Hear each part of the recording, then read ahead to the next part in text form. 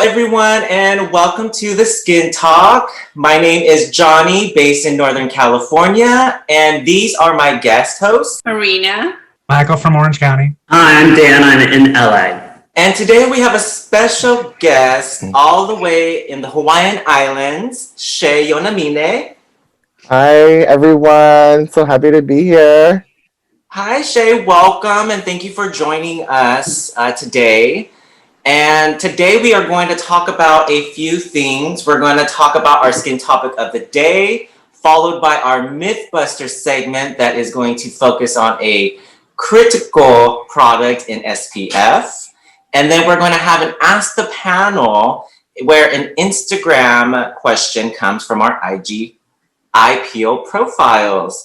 So we're going to start it off with our skin topic of the day, which is exfoliation, which is so important. Is we know about all the face, but what about the rest of the body? So Marina, why don't you kick us off and give us your take on this? All right. Thank you. Exfoliation is extremely important. And as we all know, most people know about exfoliating the face, but skin actually is in our scalp, body, and it's very important to exfoliate everything because skincare is our biggest organ. One of my favorite detox exfoliator for the scalp is from Christopher Robin, and it uses salt crystals, gently exfoliates, cleans the scalp, helps with dandruff, excess oil, great after you have color or chemical treatment. It's very gentle, so that's one of my favorite.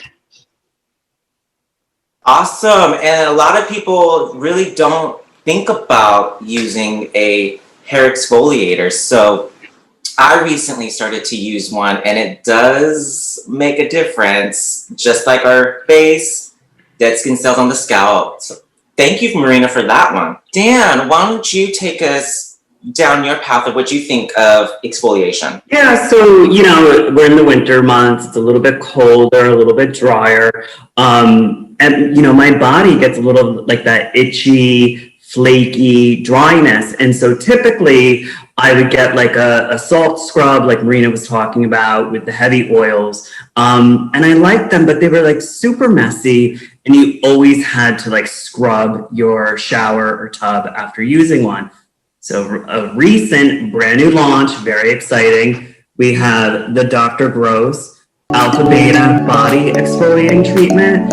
And this is really amazing. So it comes in a box in a single-use pad, so simple, really easy. I actually did it last night. So you just pop it open and out of the shower, you use it like a pad. It's a wipe. Very, very gentle. It's hydrating. It smells delicious. The best thing is you don't have to wash it off. It's a leave-on treatment, and you actually don't even have to use a moisturizer afterward. So it's exfoliating and hydrating. But as I'm rapidly aging, there's also a property in it that helps to firm the skin, which I find amazing. So I think this found me right when I needed it. So that's my hot take on body exfoliation. Yes, and you hit it right on the nail. With the drier months, we're going to be a little more dry. So even if you are feeling a bit more dry after you use the body treatment, think again about how exfoliation works. We're raking those leaves so that the water can get to the grass. So just like our face, our body will be more hydrated, more receptive to the body creams of your choice. So thank you, Dan. That was great. Great info. And coming soon is the launch officially in stores. So be on the lookout for that. Mike, why don't you take us on your take for this one? I had a really good teacher in San Francisco who taught me that when you're out in space in a spacesuit, do you just focus on the visor, or do you want to make sure the entire suit is taken care of? So our skin, our body is just like a spacesuit. We have to look at every nook and cranny and make sure that it's being taken care of. So body is great, face is great, scalp is great. And for me, what I've always been kind of involved in is making sure my scalp, because it is an extension of my face, and I didn't find that out until I shaved my head once. That's a thing. And so I started to play with this new Sunday Riley scalp serum. It was, I would say, and I've used the Christoph Robin before, and I would have to say that the Christoph Robin is better to me as well, only because the scalp serum, it almost felt like it left a little bit of a residue, and I wasn't sure about why that was, especially because I have short hair, so I'm like, there shouldn't be a residue, essentially. So, and then when I went online and looked at reviews, Christoph Robin beat it out tenfold. So I was like, oh, it made me feel good that the reviews matched my idea. Yes, and how did it make your scalp feel, in your opinion? It was smooth, but it wasn't as tight or as smooth as the Christoph Robin does. Like it just, Christoph Robin, you can actually feel there's nothing on the follicle, there's nothing on the scalp. With Sunday Riley, there was still some leftover, and I didn't like that. Okay, love it. I love the honesty. Shay, now why don't you give us your take on exfoliation with that gorgeous skin over there? Thank you so much. I think for me, exfoliation is just so important. I'm very faithful when it comes to it. If I'm not doing my favorite peel from Dr. Dennis Gross, the extra strength, I will typically use either like the Ole Henriksen walnut scrub, or I'm happy that the new body exfoliation coming out, because I was using the First Aid Beauty one, but I did try it the other night too, and it felt amazing. So thank you. And I was super excited, but my skin was super soft. It felt really supple, and it like I just put moisturizer after and just took it all in. So I felt really, really smooth after using it. We have a real life testimonial right there. I love it. Yes, and I can't wait for everyone else to be able to try it as well. So it's coming soon in stores. Check it out in Sephora's, and then the other retailers will get it in spring. So be on the lookout for that. Thank you everyone for your take on exfoliation, which is super, super important, not just for the face, it's for the hair, it's for the body. Again, it's our largest organ, like Marina was saying, and everyone else. So you gotta take care of the whole body, head to toe. So moving along, we are gonna talk about our Mythbuster segment. And this one is interesting. You don't need to use SPF when it's not sunny. Who would like to take the lead on this one? This is such a hot topic as well. Like, I'll take the lead on this one.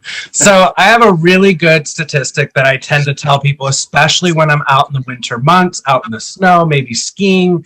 I always see people never putting on SPF before they go out on the slopes. And I like kindly, gently remind them, did you know that the sun reflects off of the snow by 85%? Which means that if you are skiing, you're going to get 100% raise, and then when it reflects, you're getting an additional 85%. So it's almost a double sun exposure. So you'd be better off just laying out at a beach instead. So I'm like, let's make sure we're SPFing, but more double upping. That way we can make sure that the correct protection is there from the UV radiation. Yes, and not a lot of people think of reflection as well. And you and I were talking, and you were mentioning about water as well. People don't think about summertime, they're on the water, they put their SPF on, but guess what? The water just took it right off. So, Marina, would you like to give us your take on this Mythbuster? So I think SPF while you're inside is extremely important. It's just as important as being outside that you want to protect. Especially the blue lights. You know, we're using a lot of smartphones, laptops. We do a lot of work from home now, and blue light is actually as damaging as it is a UV light, which is cause swelling, hyperpigmentation. It causes irritation in the skin, inflammation. We knew that it's damaging for the eyes, but we really didn't know how damaging it is for our skin. So I believe it's extremely important to wear SPF while we're inside. Agree 100%. Dan, I know you got... Yeah, I find this to be a little frustrating. I think in this day and age, it's out in the ether that, you know, UV rays are not, you know, are damaging just as much as being directly exposed to the sun. You need to wear a sunblock. You need to reapply your sunblock. If you're in the sun, reapply it. on the regular.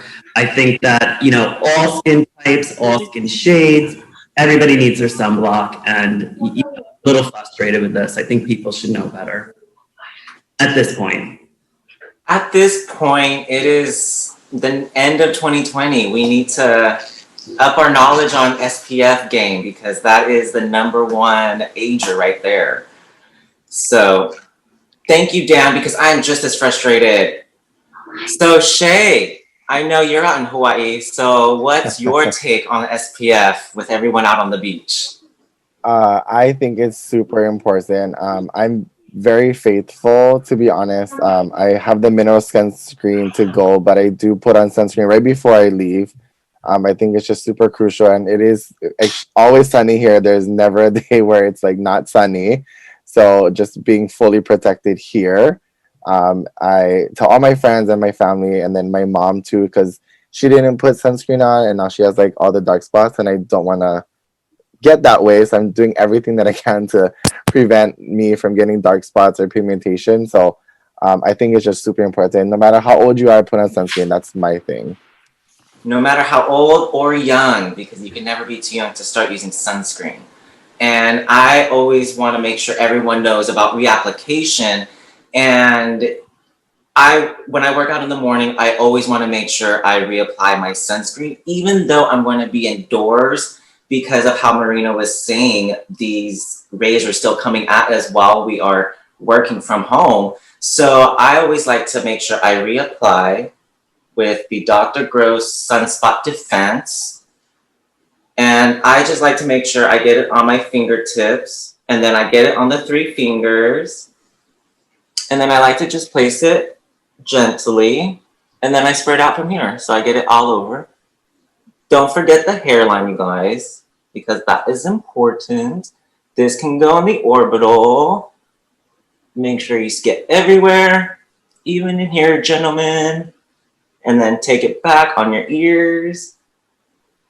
Boom, done, ready to go, ready to be back at work. So that's my little tip on how to apply SPF. Everyone has great information that, from being in the business, being professionals, SPF is key. And if you want to keep your results moving forward rather than backward, SPF is the way to go. So thank you guys for that, because now I'm excited to introduce the Ask the Panel portion of our show. And Dan, why don't you tell us a quick little bit about that, and we'll lead in with the question. Yeah, so I created this account to just showcase skincare lovers, but really get a little bit about their personality. One of my favorite things about this job is meeting the client, getting to know them, and really seeing their personality. And I think sometimes when we talk about beauty, personality can be lost. So it's just a great place to showcase the client, their personality, and the products they love. So we have our question from @IPEAL Profiles on Instagram that Dan just went over.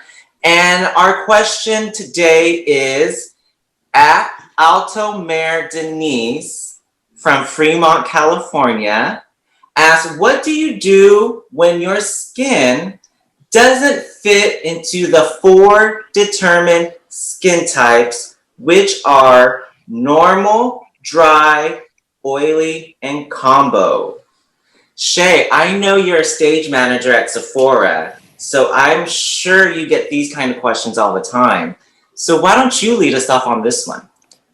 Yeah, totally. I think for me, usually I'll ask people how they feel when they wake up in the morning. Usually, if you're super oily, I'm like, do you feel like you can fry an egg on your face when you wake up because you're that oily, or are you feeling really, really tight? And if you can categorize yourself in one of those 2 options, I'll make recommendations based on you. I think for Hawaii here, everybody will say oily because it's humid, and by 2 o'clock here and here, they're oily, but they don't realize that here is still tight or not moisturized enough. And then, so when you're explaining to them that it naturally is going to come, they're going to reassess what they think about. And then prior to COVID, obviously, when you do that hydration test just manually with yourself and seeing like how much texture you have. If you pull your skin back, it'll show you like, you know, you actually, if you think you're oily, you're probably not, because it's showing a lot of texture over here. And I can see that you need more moisture, and the more moisture you put, the less oily you're going to get.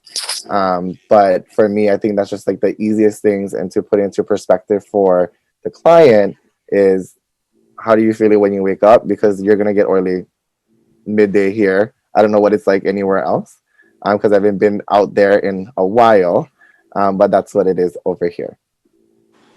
That's great insight, especially because everyone in Hawaii has the same concern.